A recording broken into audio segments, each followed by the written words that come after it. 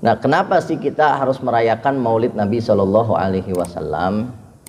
Yang pertama, sebab menjalankan perintah Allah Subhanahu Wa Taala.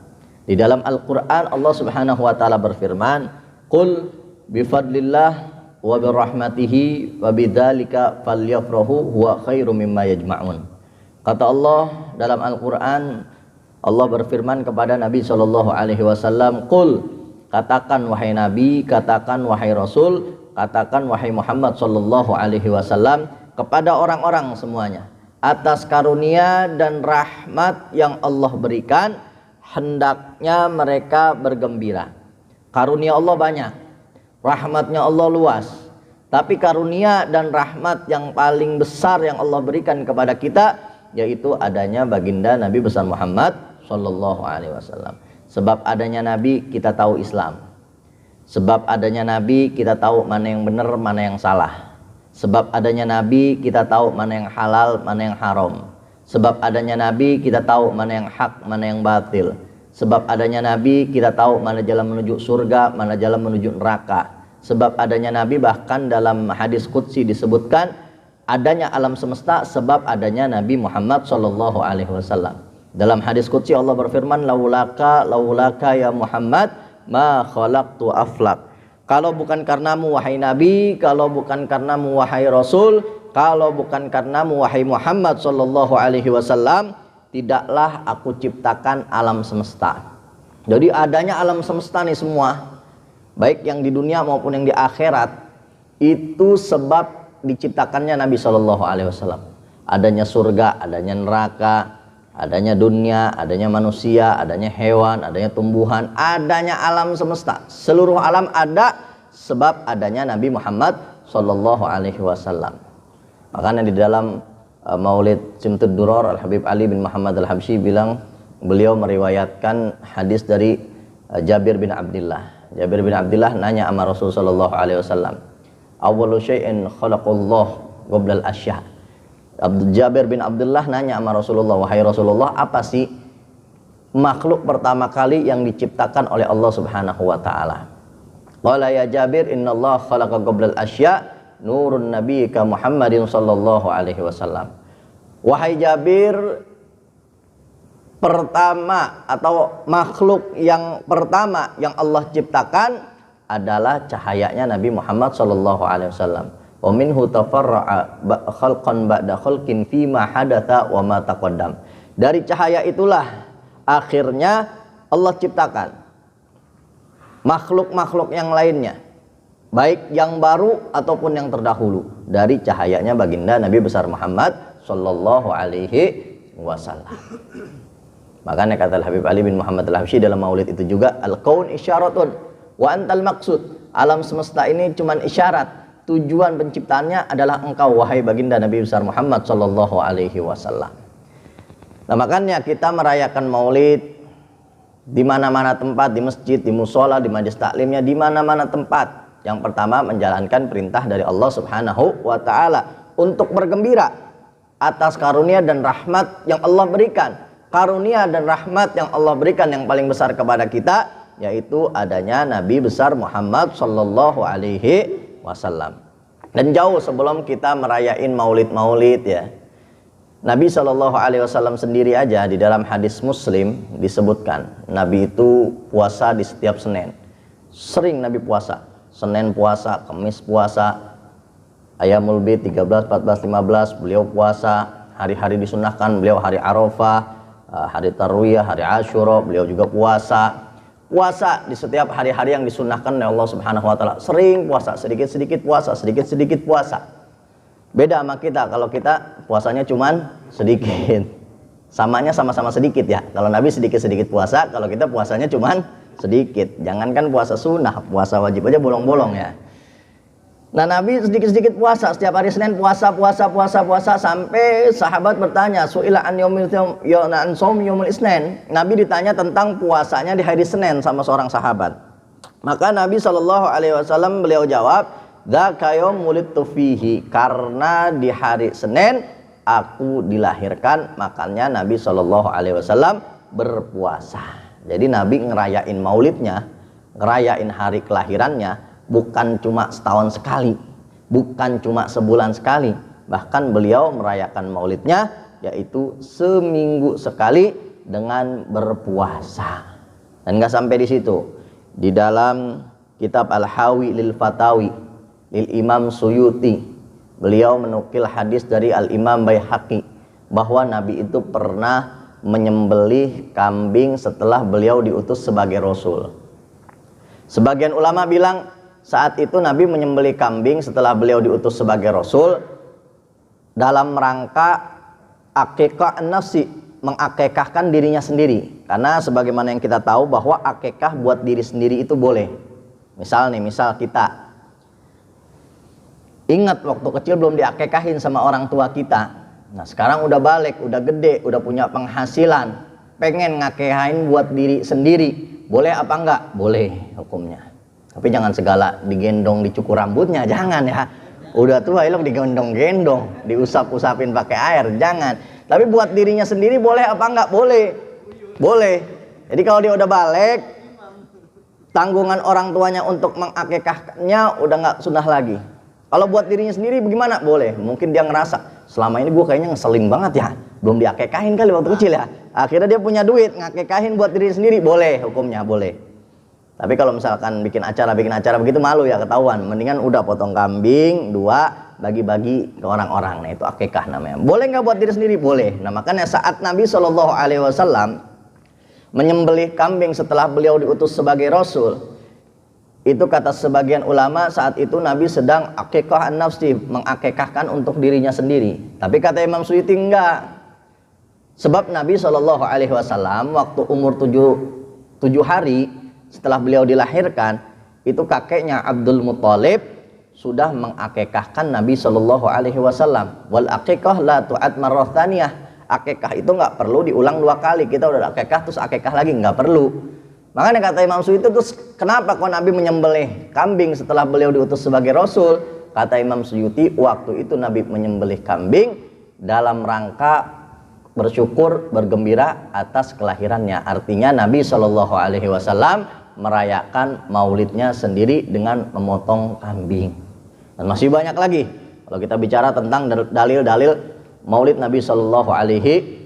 Karena sebagian saudara kita ada yang tidak merayakan maulid, tapi komentar itu kadang-kadang komentar bilang haram, bilang nggak boleh, bilang hukumnya berdosa dan lain sebagainya.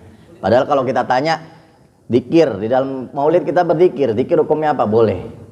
Di dalam maulid kita silaturahmi, silaturahmi hukumnya apa? Boleh.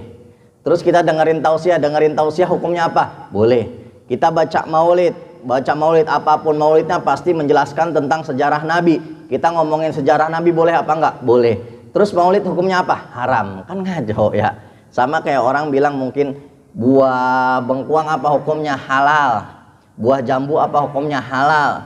Buah mangga apa hukumnya? Halal. Buah pepaya apa hukumnya? Halal. Kalau dijadiin rujak haram. Ah, kan ngaco begitu. Zikir halal. Silaturahmi halal. Dengerin tausiah halal. Baca sejarah Nabi halal. Maulidan haram. Haramnya dari mana? Begitu. Kalau maulid nggak maulid terserah. Ikut nggak ikut terserah. Sebetulnya nggak perlu pakai dalil-dalil yang sahih, nggak perlu. Ngadain maulid itu cukup dengan hati yang sahih. Kalau kita gembira atas kelahiran Nabi SAW, pasti kita bakal mengekspresikannya. Jangankan Nabi. Kita nih bini kita kita lupain tanggal lahirnya. Padahal bini kita udah kodein ke kita. Ya, misalnya, Pah, sekarang tanggal berapa? Tanggal berapa ya? Lihat sekarang tanggal berapa? Tanggal berapa ya? Lu bini bakal marah begitu tuh. Padahal udah ngasih kode, maksudnya hari ulang tahun dia. Tuh bini, apalagi Nabi kita Muhammad Sallallahu Alaihi Wasallam. Begitu. Bini sebetulnya bini kita atau keluarga kita, ya itu sebetulnya nggak mesti banget buat kita ekspresiin kegembiraannya, nggak mesti banget. Tapi kalau kita yaitu mengekspresikan gembira bersyukur atas kelahiran Nabi SAW, bakal ada balasan yang besar dari Allah Subhanahu Wa Taala. Jangankan orang yang Islam, yang beriman, yang bertakwa, bahkan Abu Lahab aja, Abu Lahab pamannya Nabi SAW, itu dia nggak beriman kepada Nabi. Bahkan Abu Lahab dinyatakan di dalam Al-Quran sama Allah Subhanahu wa Ta'ala bakal masuk neraka. Dalam surat Tabbat, Tabbat syada abi lahabiw wa tab, ma aghna anhu maluhu wa ma kasab, sayasla naran dzatal habi wa imra'atuhu hammalatal hatab, fi jidha hablum mim masad. Jelas Allah nyatain bahwa Abu Lahab bakal masuk neraka. Tapi sebab gembiranya atas kelahiran Nabi, karena waktu Nabi lahir, Abu Lahab ini punya budak namanya Thuwaibah. Waktu Nabi lahir, Thuwaibah ini ngasih kabar sama Abu Lahab, wahai Abu Lahab, wahai majikanku, wahai tuanku, keponakanmu Muhammad bin Abdullah udah lahir. Saking senangnya saat itu Abu Lahab dengan kelahiran Nabi Shallallahu Alaihi Wasallam, Abu Lahab langsung memerdekakan Thuwaibah gara-gara ngasih kabar gembira ke Abu Lahab. Nah ternyata di dalam riwayat, sebagaimana yang diriwayatkan oleh Al-Imam Ibnu Abbas, ini Sayyidina Abbas bin Abdul Muttalib, pamannya Nabi Shallallahu Alaihi Wasallam, mimpi setelah Abu Lahab wafat. Wafat dalam keadaan kafir dan jelas dinyatakan oleh Allah dalam Al-Quran masuk neraka. Abbas bin Abdul Muttalib mimpi ngelihat bahwa Abu Lahab itu di setiap hari Senin diringankan siksaannya oleh Allah Subhanahu wa Ta'ala. Ditanya sama Abbas bin Abdul Muttalib, kenapa kok bisa? Sebab kata Abu Lahab, waktu Nabi Shallallahu Alaihi Wasallam lahir, aku gembira. Padahal seumur hidupnya saat Nabi dakwah dalam agama Islam, itu Abu Lahab paman yang paling mencegah dakwahnya Nabi Shallallahu Alaihi Wasallam. Apalagi kita orang yang beriman, yang bertakwa, Islam, mungkin ada cinta dalam hati kita kepada Nabi Shallallahu Alaihi Wasallam, pasti udah bakal dibalas oleh Allah Subhanahu wa Ta'ala yang lebih dari itu. Makanya kata Syekh Samsuddin Ad-Dimishqi, beliau bilang, idza kana hadza kafir jaa dhammuhu wa tabbat yadahu fil jahim mukhallada ata'annahu fi yaumil itsnin daiman li surur bi ahmana fama dhanna bi abdil ladzi kana umruhu li ahmada masruran wa mata muwahida. Kata beliau, kalau aja ini Abu Lahab yang jelas-jelas mati dalam keadaan kafir dan jelas-jelas dinyatakan dalam Al-Quran bakal masuk neraka jahanam, tapi di setiap hari Seninnya dia diberikan keringanan siksaan oleh Allah Subhanahu wa Ta'ala karena gembira atas kelahiran Nabi, lalu bagaimana orang yang beriman, yang bertakwa, yang Islam gembira atas kelahiran baginda Nabi besar Muhammad Sallallahu Alaihi Wasallam. Dan banyak faedah-faedah tentang membaca atau menghadiri acara-acara maulid. Di antaranya Al-Imam Ibnu Hajar Al-Haytami, beliau punya kitab namanya Ni'matul Kubro.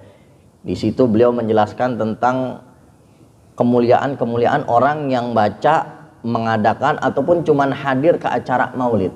Di antaranya disebutkan di dalam kitab tersebut, beliau bilang, ma min baitin au masjidin au mahillatin quri'a fihi maulidin Nabi sallallahu alaihi wasallam illa hafat al malaikah dzalikal bait au masjid au mahillah wa sallatil malaika ahla dzalikal makan wa ammahumullah birrahmah war ridwan.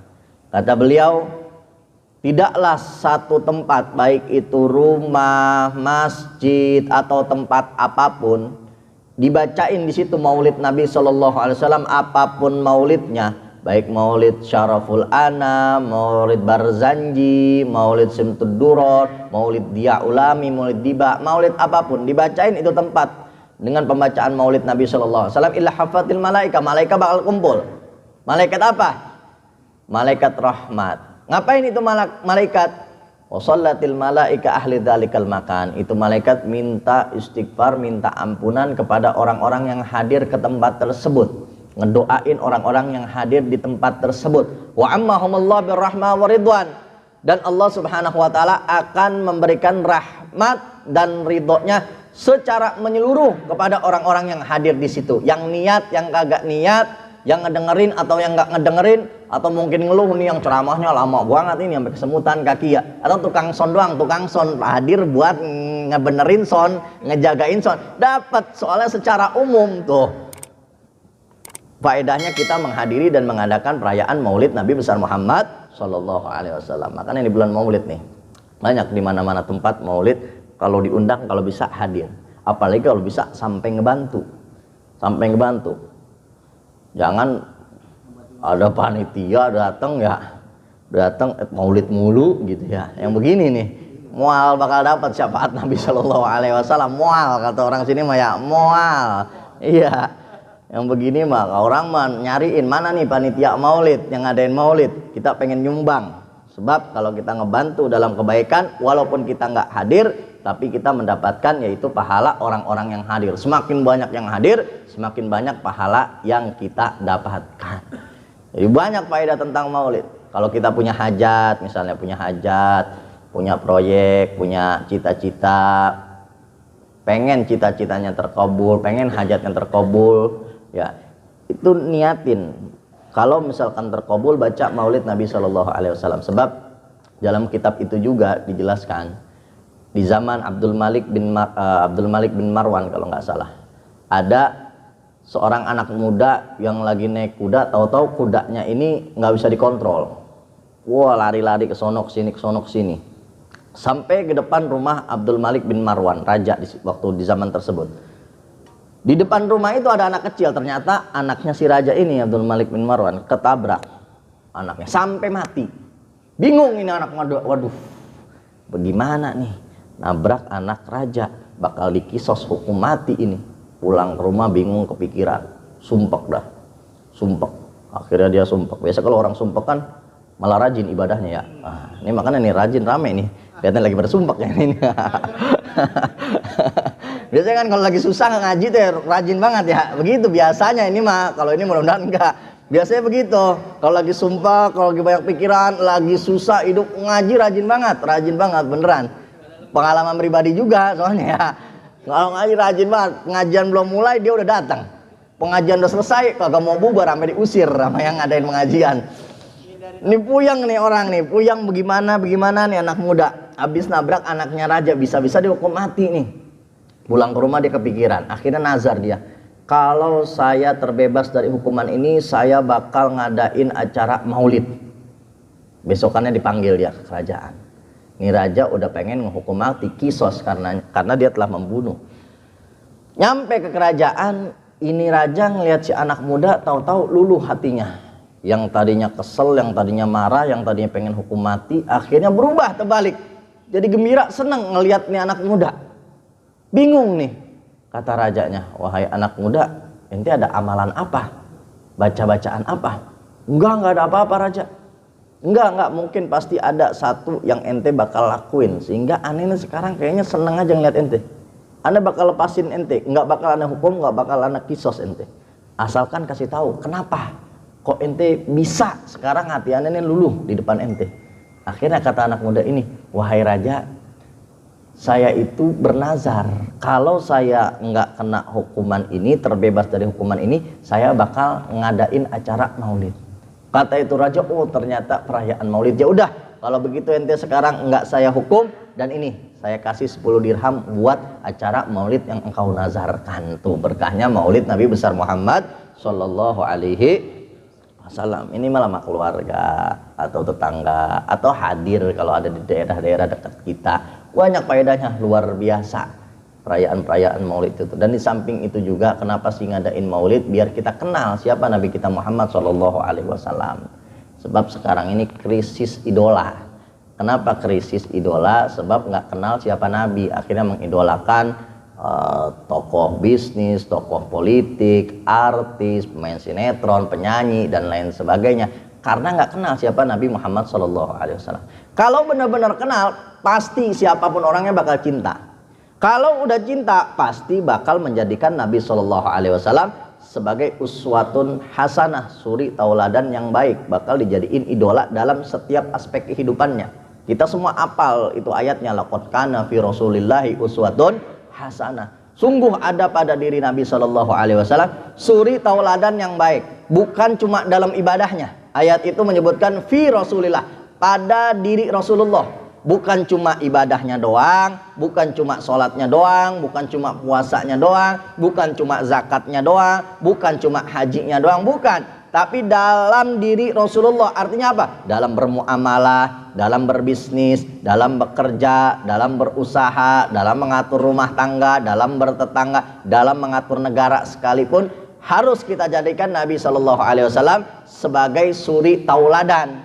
Tapi kenapa kok kita berat banget buat ngikutin Nabi? Berat banget karena kita nggak cinta sama Nabi. Kenapa kok kita bisa nggak cinta sama Nabi? Karena nggak kenal sama Nabi. Siapapun kalau benar-benar kenal sama Nabi pasti bakal cinta. Jangankan orang Islam, orang kafir sekalipun bakal cinta. Jangankan orang kafir, hewan, jangankan hewan, makhluk benda mati aja kalau benar-benar kenal sama Nabi Shallallahu Alaihi Wasallam dia bakal cinta. Sebagaimana dalam riwayat, dulu Nabi itu punya sandaran mimbar dah, buat kalau pidato, kalau tausiah, kalau khutbah pakai satu kayu dari pelepah kurma. Nah akhirnya setelah beberapa waktu sahabat punya inisiatif bikin mimbar sandaran yang baru buat Nabi Shallallahu Alaihi Wasallam biar lebih nyaman. Akhirnya diterima sama Nabi, dipakai sandarannya yang baru, mimbar yang baru. Itu mimbar yang lama yang biasa dipakai sama Nabi, tahu-tahu kedengeran suara nangis merintih. Udah kayak kalau dalam riwayat udah kayak anak onta yang ditinggal sama induknya, nangis. Sahabat bingung dari mana nih suara nangis. Pas ditelusurin, ternyata dari mimbar yang biasa dipakai oleh Nabi Shallallahu Alaihi Wasallam kemudian ditinggalin sama Nabi. Kata Nabi akhirnya dipilih sama Nabi Shallallahu Alaihi Wasallam, mau di dunia bersama Nabi bakal dipakai lagi, apa nanti di akhirat bisa ngikut sama Nabi Shallallahu Alaihi Wasallam dalam surga. Akhirnya ini pelepah korma yang biasa dijadiin sandaran sama Nabi, milih buat ngikut sama Nabi Shallallahu Alaihi Wasallam kelak di akhirat. Tuh pelepah korma nih, kayu begini nih, bisa cinta sama Nabi Shallallahu Alaihi Wasallam, nggak punya hati, nggak punya perasaan. Terus kita yang punya hati nggak pernah tuh nangis rindu sama Nabi Shallallahu Alaihi Wasallam. Lebih parah dari kayu berarti kita nih, lebih parah dari kayu. Itu kayu kenal soalnya sama Nabi Shallallahu Alaihi Wasallam sampai sebegitunya. Sampai-sampai juga jangankan orang Islam, orang kafir sekalipun kalau benar-benar kenal sama Nabi pasti bakal cinta. Karena tabiatnya manusia itu condong kepada keindahan, dan apa-apa yang ada pada diri Nabi Shallallahu Alaihi Wasallam semuanya keindahan, baik fisiknya maupun akhlaknya.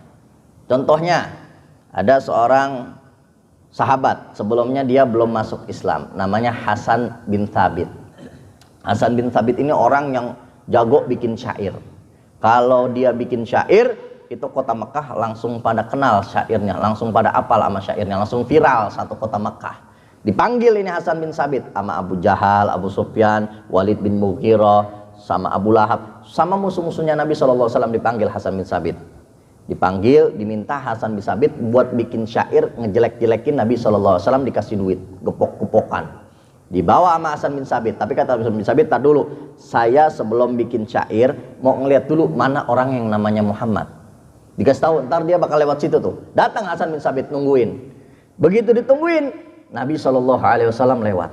Fisiknya sempurna, akhlaknya sempurna, adabnya sempurna, cara jalannya sempurna, sempurna semua. Enggak ngelihat celah sedikit pun. Balik lagi Hasan bin Thabit, dilemparin itu duit ke orang-orang yang nyuruh buat bikin syair ngejelek-jelekin Nabi Shallallahu Alaihi Wasallam. Alihada amarani, kata Hasan bin Thabit, buat ini engkau nyuruh saya bikin syair buat ngejelek-jelekin orang yang sesempurna itu. Kata beliau, enggak. Aneh nggak bisa nyari celah sedikit pun ada pada orang tersebut. Asyhadu annahu Rasulullah. Aku bersaksi bahwa itu orang benar-benar utusan Allah Subhanahu wa taala. Hasan bin Thabit malah bikin syair yang kebalikannya.